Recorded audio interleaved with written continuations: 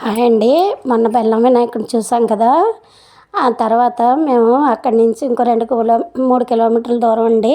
ఇది 89 అడుగుల వినాయకుడు అండి. ఇది కూడా దర్శించుకున్నాం మేము. చాలా బాగున్నాడు కదండి వినాయకుడు. చాలా పెద్దగా ఉన్నాడు, చాలా ఇదిగా ఉన్నాడు.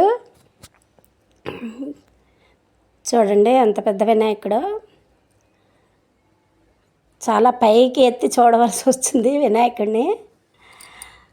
చాలా బాగా మెయింటైన్ కూడా చేశారండి. ఇక్కడ మెయింటెనెన్స్ కూడా చాలా బాగుంది. అక్కడ పక్కన ఉన్నది చిన్న పెట్టెలా ఉంది కదండి, అందులో లాడు ఉందండి వినాయకుడిది. చూడండి పక్కనే చిన్న మూషికం కూడా కనబడుతుంది మనకి. అగో చిన్నదిగా కనబడుతుందండి మూషికం. హలో, మీకు ఈ ఛానల్ నచ్చిందంటే లైక్ చేయండి, షేర్ చేయండి.